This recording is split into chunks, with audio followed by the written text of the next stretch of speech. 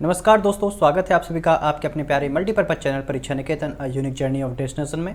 और SSC MTS exam की हम लोग प्रैक्टिस लगातार कर रहे हैं, जहां पर हम लोग प्रीवियस ईयर सीरीज़ को चला रहे हैं और वहां पर उसी क्रम में जो अभी तक हम प्रैक्टिस सेशन करते आए हैं। तो आज हम डिस्कस करने जा रहे हैं 6 अक्टूबर 2017 शिफ्ट 2 में पूछे गए आपके इंग्लिश के 25 क्वेश्चन।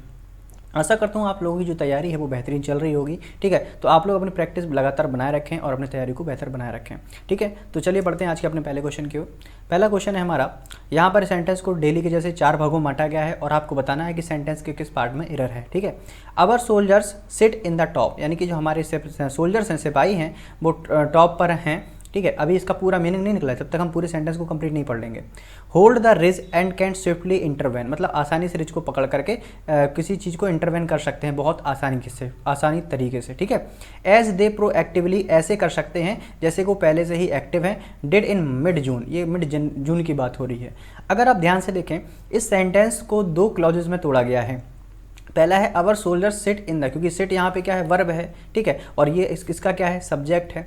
सब्जेक्ट के बाद डायरेक्ट वर्ब आ गई है। ठीक है, अब अगर ध्यान से आगे देखें, एंड के साथ ये जुड़े हुए हैं 2 क्लॉज। यहाँ पे देखो कैन स्विफ्टली, यहाँ पे एक मॉडल वर्ब लगी हुई है कैन। ठीक है, अब जब यहाँ पे मॉडल वर्ब लगी हुई है कि यहाँ पर वो क्या कर सकते हैं, जो सिपाही हैं किसी चीज़ को स्विफ्टली आसानी से पकड़ सकते हैं, काम कर सकते हैं, तो यहाँ पर भी मॉडल वर्ब आनी चाहिए। क्योंकि एंड से जब 2 क्लॉजेस या सेंटेंस जुड़ते हैं तो उनका जो फॉर्मेशन होता है वो एक जैसा होता है। तो अवर सोल्जर्स कैन सिट, हमारे सोल्जर्स बैठ सकते हैं, ये यहाँ पर होना चाहिए था। तो पहले पार्ट में एरर है, इसलिए पहला ऑप्शन हमारा सही हो जाएगा। ठीक है, नेक्स्ट क्वेश्चन नंबर 2 को देखते हैं। Earlier in June Chinese troops have destroyed 2 of the old unnamed self help bunkers, मतलब जो ये बात कब की है, जून की बात है, जब जो अननोन थे आपके सेल्फ हेल्प बंकर्स थे, उनको चाइनीज ट्रूप ने क्या कर दिया, डिस्ट्रॉय कर दिया।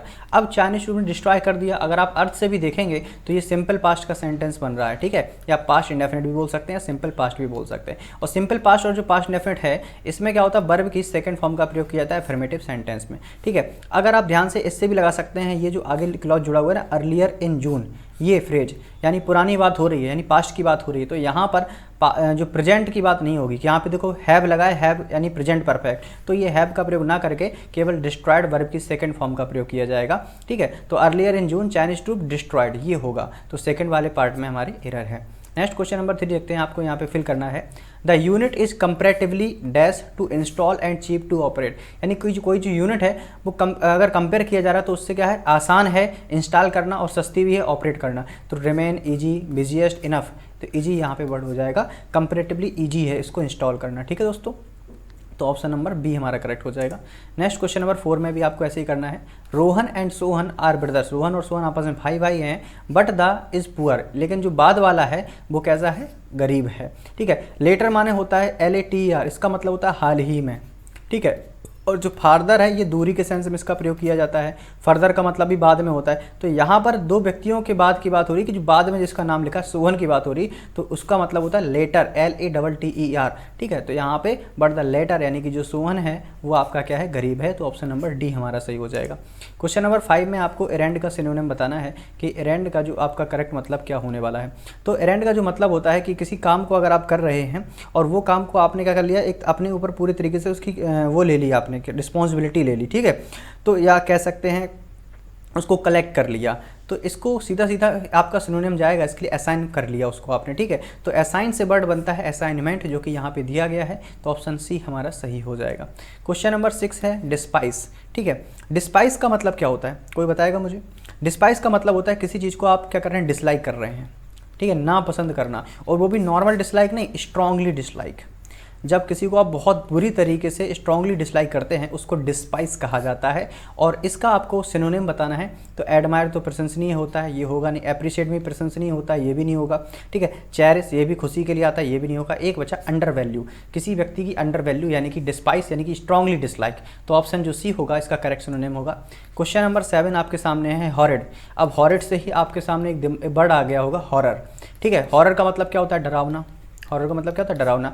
अब आप अगर ऑप्शन चेक करेंगे, एक लिखा है ऑफेंसिव, जो कि डरावना भी एक नेगेटिव सेंस दे रहा है और ऑफेंसिव भी एक नेगेटिव सेंस दे रहा है। तो इसको भी होल्ड करके रखेंगे।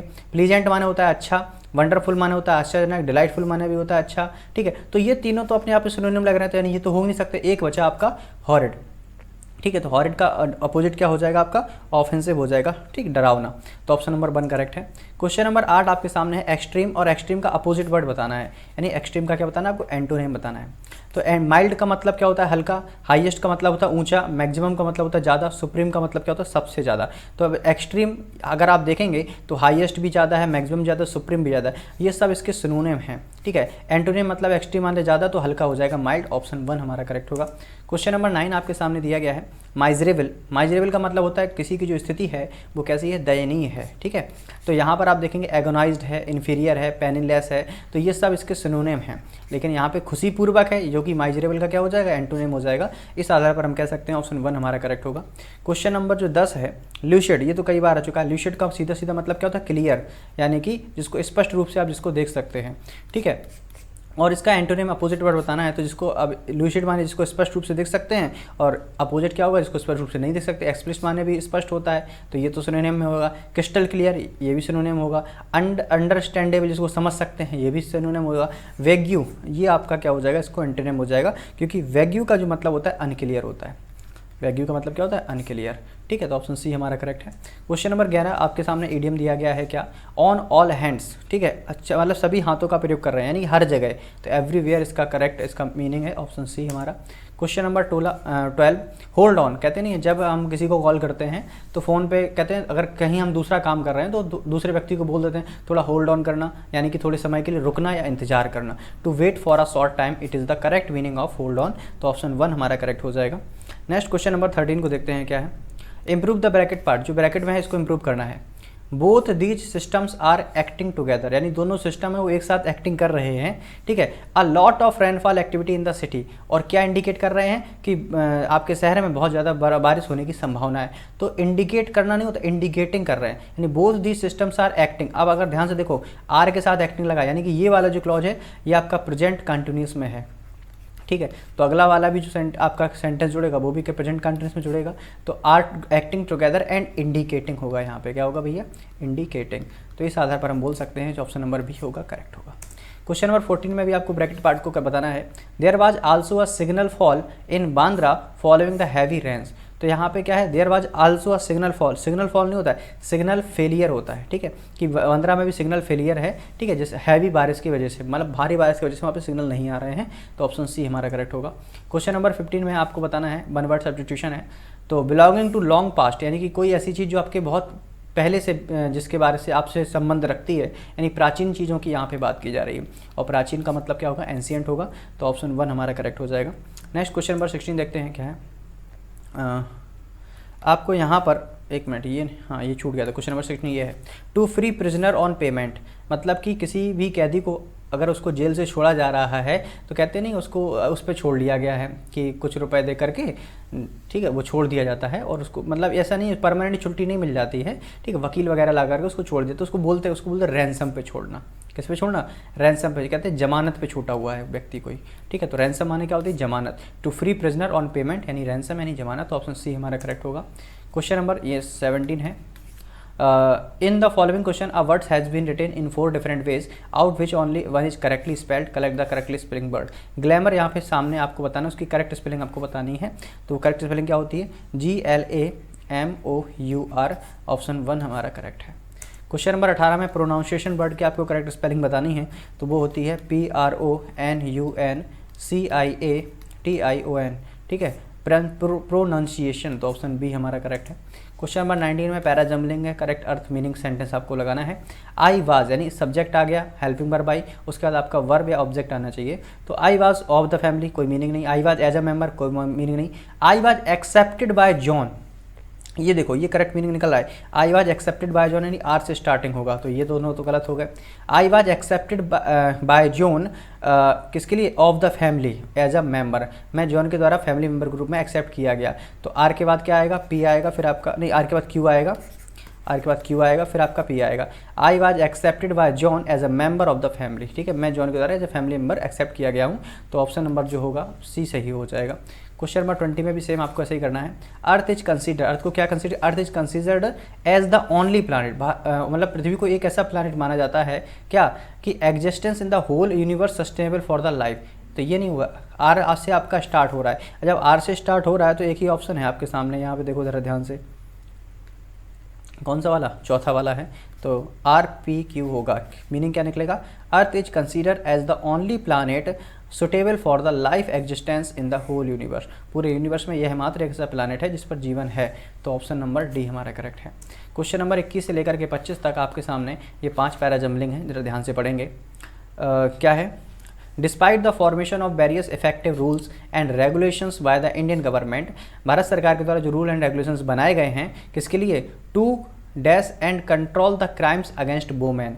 तो अब जो रूल्स और कानून वगैरह बनाए गए हैं महिलाओं के ऊपर जो कानून केस होते हैं उनको कंट्रोल करने के लिए, तो उनको हैंडल करने के लिए कि जो केस वगैरह कानून के हो रहे हैं उनको हैंडल किया जाए जो महिलाओं के खिलाफ हो रहे हैं। तो ऑप्शन नंबर बी यहाँ पे करेक्ट होगा। ठीक है, नेक्स्ट क्वेश्चन नंबर 22 है। पहले में जैसे आपका गवर्नमेंट टू हैंडल ये हो गया था, दूसरे में देखेंगे control the crime against women. अब यहाँ पे लिखो द, क्या है, आगे पढ़ेंगे, the end frequency of crimes against women are increasing, यानी कि जो केसेस हैं, यानी कि जो केसेस की संख्या है वो लगातार क्या हो रही है, बढ़ रही है। तो द नंबर एंड फ्रिक्वेंसी वो केसेस की है वो बढ़ रही है महिलाओं के खिलाफ दिन प्रतिदिन, डे बाई डे। देखो डे वाई के बाद क्या आएगा, डे ही आएगा, ये एक पूरा फ्रेज बन रहा है, डे बाई डे। ठीक है, नेक्स्ट क्वेश्चन देखते हैं। Women status in the country has been more offensive and dreadful in the last few year. पिछले अगर कुछ सालों में देखा जाए तो जो महिलाओं की स्थिति है बहुत दयनीय हो चुकी है, काफ़ी ज़्यादा उन पर अटैक वगैरह किए जा रहे हैं। तो इट हैज़ अब देखो इंक्रीज्ड है, न्यूट्रलाइज्ड है, इनिशिएटेड है या डिक्रीज है। तो डेफिनेटली इनकी संख्या क्या हुई है, बढ़ी हुई है। नहीं, आगे देखते हैं क्या है, आप पूरा सेंटेंस पढ़ेंगे तब मीनिंग निकलेगा। इट हैज़ इंक्रीज आएगा, डिक्रीज आएगा, आगे देखेंगे। The confidence level of women for safety in the आउन कंट्री, इससे हमारे ही देश में जो महिलाओं का जो आपका कॉन्फिडेंस लेवल है वो बढ़ नहीं रहा है, वो कम हो रहा है, क्योंकि ऐसे ऑफेंसिव क्राइम जब हो रहे हैं तो डिक्रीज आएगा यहाँ पे। It has decrease the confidence level of women. Okay, last question number 25 है। वी शुड नॉट, हमें किस पर ब्लेम नहीं करना चाहिए, हमें ब्लेम नहीं करना चाहिए गवर्नमेंट पर, because women safety is not only the responsibility of government. केवल भारत या किसी सरकार की अकेली रिस्पॉन्सिबिलिटी नहीं है, ये समाज का भी दायित्व है। तो यहाँ पे क्या होना चाहिए, ब्लेम होना चाहिए। हम लोग केवल सरकार को दोषी ठहराते हैं कि सरकार के, इनकी सरकार में ऐसा हो रहा है, उनकी सरकार में ऐसा हो रहा है। समाज क्या कर रहा है, समाज के बारे में नहीं समझते हैं ना। तो we should not only blame the government, हमको केवल गवर्नमेंट को ब्लेम नहीं करना है। तो ऑप्शन नंबर 1 हमारा करेक्ट होगा। तो दोस्तों ये हमने 25 क्वेश्चन को देखा। इसी प्रकार से हमारे प्रैक्टिस सेशन आपके सामने आते रहेंगे। तो अपनी तैयारी को मजबूत बनाए रखें, क्योंकि पेपर तो काफ़ी दिनों तक चलने वाले हैं। तो इस जितने ज़्यादा क्वेश्चन आप लोग लगाएंगे उतना आपको फायदे होने वाला है। ठीक है, मिलते हैं नेक्स्ट वीडियो में, तब तक के लिए टेक केयर, बाय बाय।